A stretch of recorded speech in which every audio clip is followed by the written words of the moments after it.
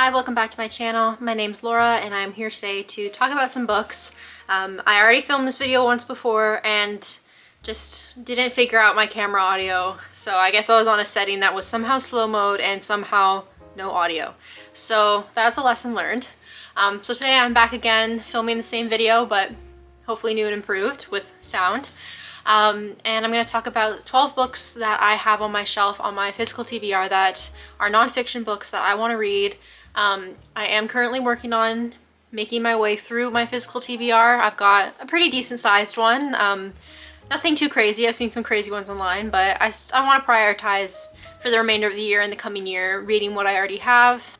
And I've been in a big nonfiction mood since leaving school, not having that sort of learning environment, so kind of wanting to create my own by reading all these books. And I got a good variety of stuff here that I'm excited to share with you guys, and hopefully maybe you can find something that you would want to read in the nonfiction variety.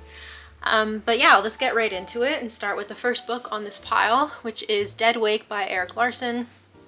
So this follows I think it's, the last crossing of the Lusitania, which is a ship that crossed the Atlantic during World War II, I believe.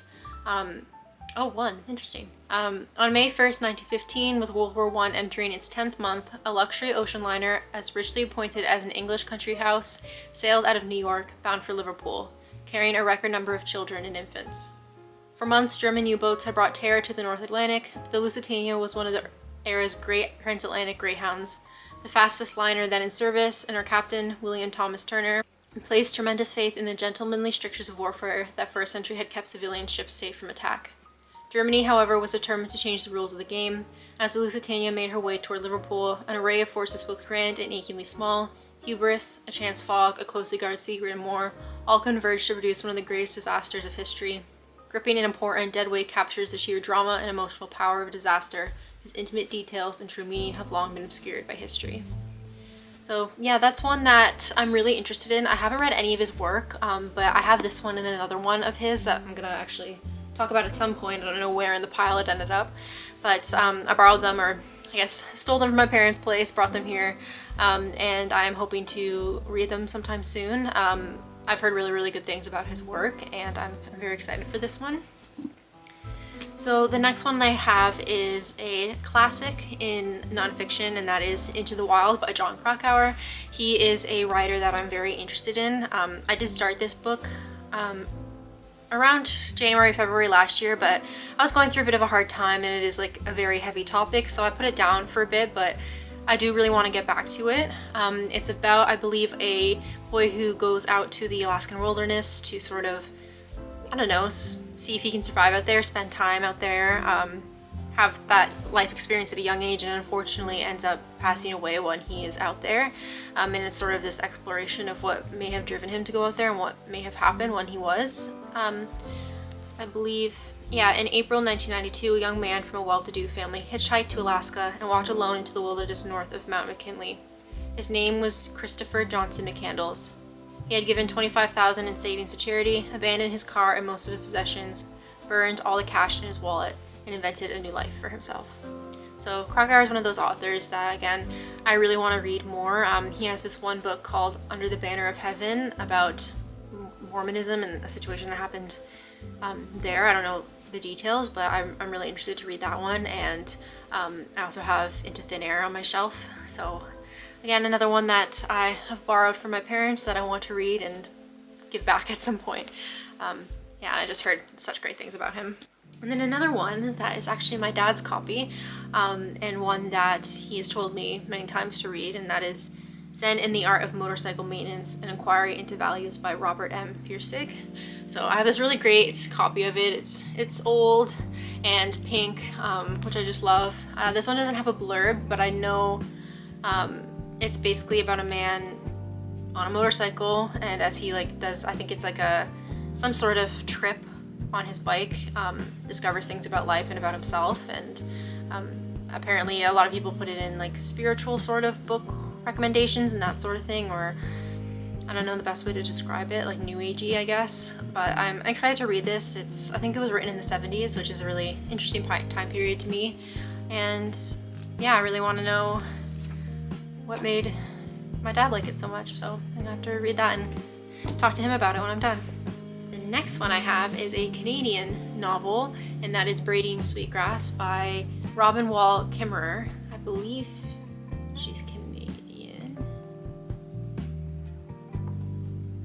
Oh no, I think she's American, whatever. Anyway, she's writing about Indigenous history in this novel using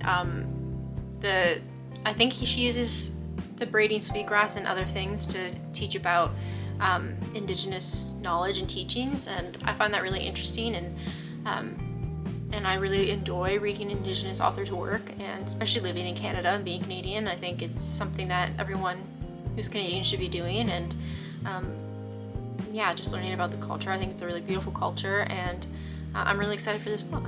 So, as a botanist, Robin Wall Kimmerer has been trained to ask questions of nature with the tools of science.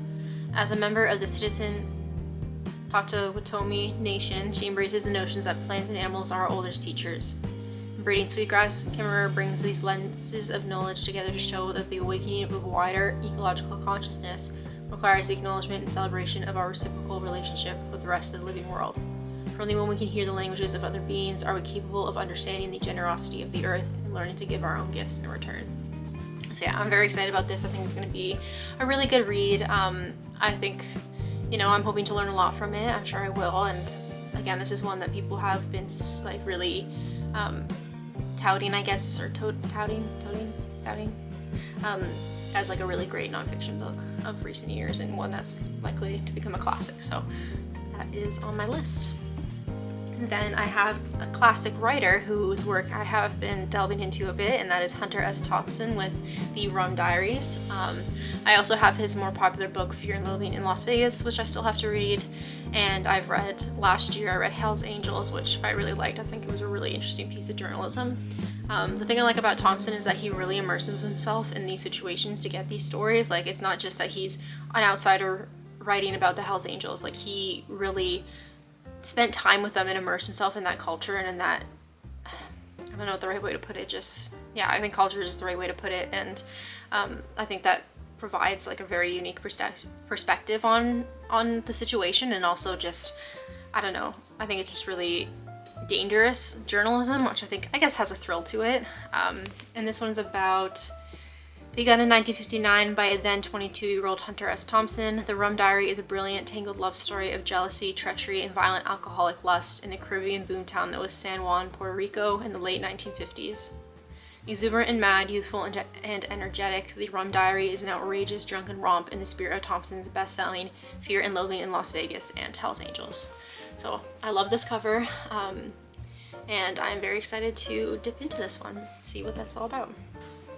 And then I have another author that is one that's been on my shelf for a bit, and that is Patrick Radden Keefe. I have his other book, Rogues.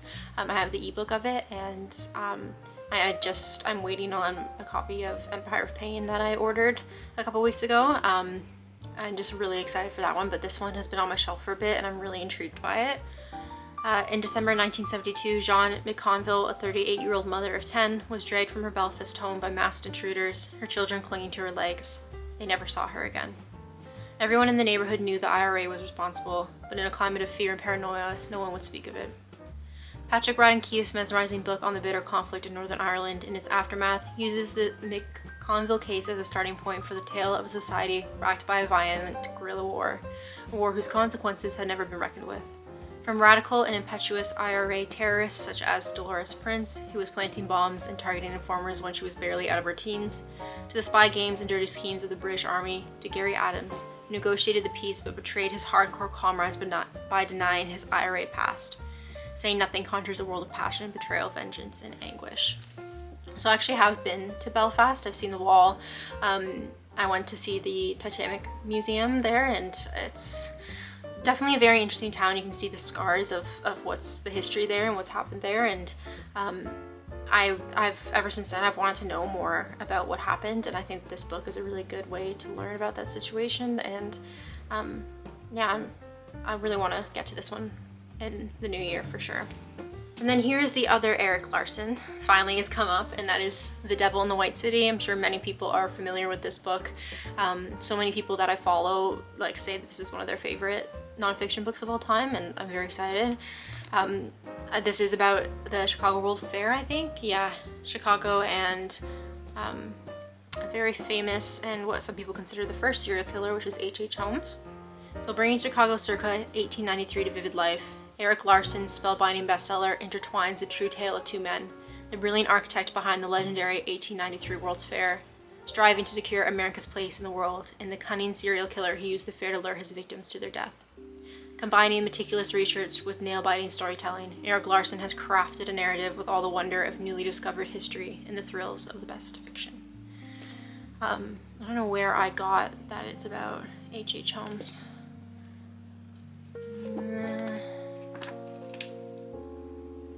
It's in my brain. It isn't. Oh, it is. Okay, yeah. Okay. I must have read some of the reviews and that's where it's coming from. But I am intrigued by that a lot. I've read other true crime and it is something that interests me. I think there's some moral ambiguity or questions, I guess I would say, with that, or misgivings that I have. It's probably the right word for true crime. I think sometimes it can be insensitive and I don't know what the right word that I'm searching for is. It'll come to me when I'm no longer filming. But I'm really interested in a book like this that explores multiple avenues, and I think we're quite a bit more removed from H.H. Holmes than we are from like Dahmer or something, and I don't think there's an issue with wanting to learn about it. I just don't like anything that exploits victims or anything like that. So I'm a bit iffy with it, but that's been one on my list for a bit, and yeah, I want to see what it's all about and see what I learn about both the Chicago World Fair and H.H. Holmes. And then I have a memoir that I picked up recently, and that is Green Lights by Matthew McConaughey. I'm not really going to read the blurb because it's just, there's no point really. The only thing to say about this is that it is his memoir. Again, heard great things about this. And I'm a big Matthew McConaughey fan, you know. How to Lose a Guy in 10 Days, classic, one of my favorites. True Detective, amazing. He is just so good in that. Is that Matthew McConaughey? Yes, it is. It is. Oh my god, I'm losing it. He just looks so different in that film, but no, that's definitely Matthew McConaughey. But yeah, I think he's a great actor, a really interesting person. The other one is Dazed and Confused. I don't like his character in that, but it's an iconic role, and yeah, I don't know. I'm intrigued to see what he has to say in this and what his life was and is, and yeah, I'm excited. I do like reading some celebrity memoirs every now and again. Then I have a very exciting one, and that is Stiff by Mary Roach. Just look at that cover. I love it. I was looking at the paperback version of it, and I just did not like the cover as much as this one. I think this one is really cool, and the paperback is kind of meh. So I went with this, and it is about, for 2,000 years, cadavers, some willingly, some unwittingly, have been involved in science's boldest strides and weirdest undertakings.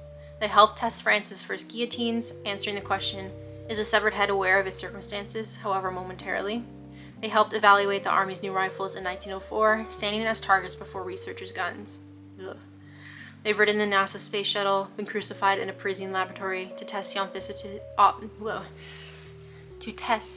the authenticity of the Shroud of Turin and help solve the mystery of TWA Flight 800. For every new surgical procedure, from heart transplants to gender reassignment surgery, cadavers have been there alongside surgeons, making history in their quiet, sundered way. In this fascinating account, Mary Roach visits the good deeds of cadavers over the centuries, from the anatomy labs and human source pharmacies of medieval and 19th century Europe to a human decay research facility at the University of Tennessee, aka the Body Farm.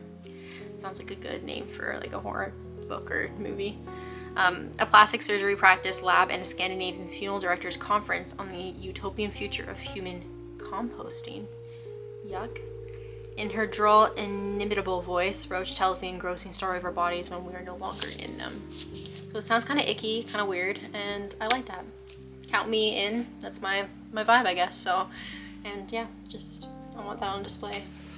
Great cover. And then I have one that is sure to be quite sad, and again, another true crime. Yeah, I guess it would be classified as yeah, it would be classified as true crime. And that is Columbine by Dave Cullen. This is something, I guess I would say, interests me in a very, I guess people are interested in things that are very morbid and upsetting. I just don't, it's just so prevalent now, these things happening in the US, and it happens in other places too. And I just think it's a really difficult topic, but I think one that everyone should know about. And I know I watched Bowling for Columbine when I was a teenager, but it's one I'd like to revisit, and I'm really, I want to see what this book has to say about what happened. It doesn't have a blurb, but I don't really feel the need that, like, you really need one. It's about the school shooting at Columbine, the very tragic event, and yeah, so that's what I'm gonna read. I'm sure it won't be uplifting, but I'm sure I'll learn something from that. And then I have one that I am planning on picking up very soon, and that is How to Kill a Witch: The Patriarchy's Guide to Silencing Women by Zoe Venditozzi and Claire Mitchell. So that is that. I again love the cover of this one. Scotland, 1963. Crops failed, people starved, and the devil's influence was stronger than ever. At least that's what everyone believed. If you were a woman living in Scotland during this turbulent time, there was a very good chance that you or someone you knew would be tried as a witch. During the chaos of the Reformation, violence against women was codified for the first time in the Witchcraft Act, a tool of theocratic control with one chilling goal: to root out riches and rid the land of evil. What followed was a dark and misogynistic chapter in history that fanned the flames of witch hunts across the globe, including in the United States and beyond. In How to Kill a Witch, Zoe Venditozzi and Claire Mitchell, hosts of the Popular Witches of Scotland podcast, unravel the grim yet absurdly bureaucratic process of identifying, accusing, trying, and executing women as witches. With the sharp wit and keen feminist insight, they reveal the inner workings of a patriarchal system designed to weaponize fear and oppress women. This captivating and often infuriating account, which weaves a rich tapestry of trial transcripts, witness accounts, and the documents that set the legal grounds for the witch hunts, exposes how this violent period of history mirrors today's struggles for justice and equality.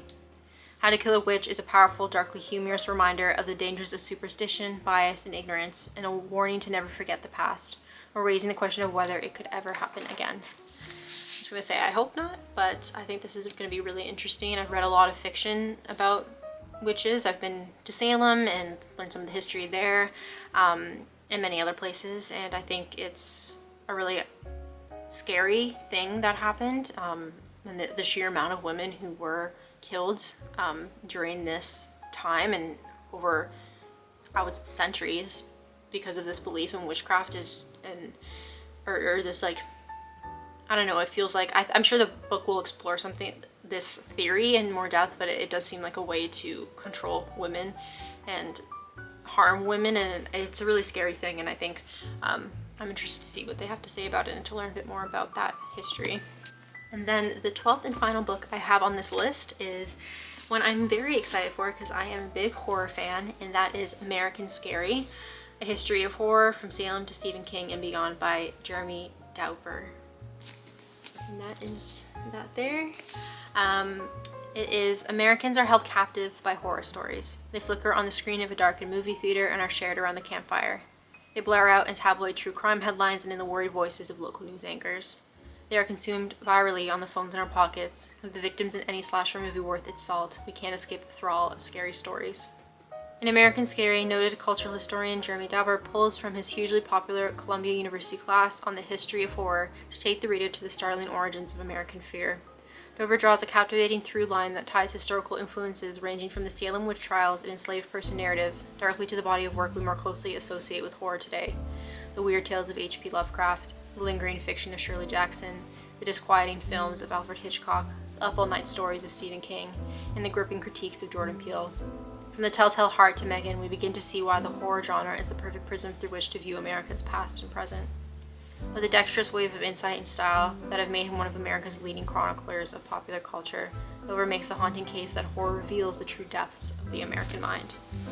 So, I'm very intrigued by this. There's a lot of nonfiction to do with horror that I want to read, just because I think it's such an interesting topic to explore why people are so drawn to horror in general. I mean, I have so many books even on this list that are about death or dead bodies or just horrible events that have happened in history, and it's like, why are we so interested about these things, and why are we drawn to scary stories, even fictionalized ones? Like, why do we feel that urge to be scared? Why is it exciting to us? Why do we want to watch something that's so horrifying? And like what does that stem from, I think? And I'm hoping that's what this book really explores, and I think some of the references to the horror is really interesting. I'm sure I'll find some things to read and watch that I hadn't seen or considered before. And yeah, I'll definitely be back at some point talking about what I thought about this, and hopefully all the rest. So thank you so much if you've made it to the end of this video. I have a lot more ideas and a lot more that I want to, more books that I want to talk about, and things. I'm gonna have some wrap-ups coming up for the end of the year. I've read a lot of good books this year, and I'm excited to talk about them. So if you're interested in sticking around for more, hit the subscribe button, comment down below what nonfiction books you'd like to read, if you've read any of these, what you thought about it, and I hope to see you guys in the next one. Bye!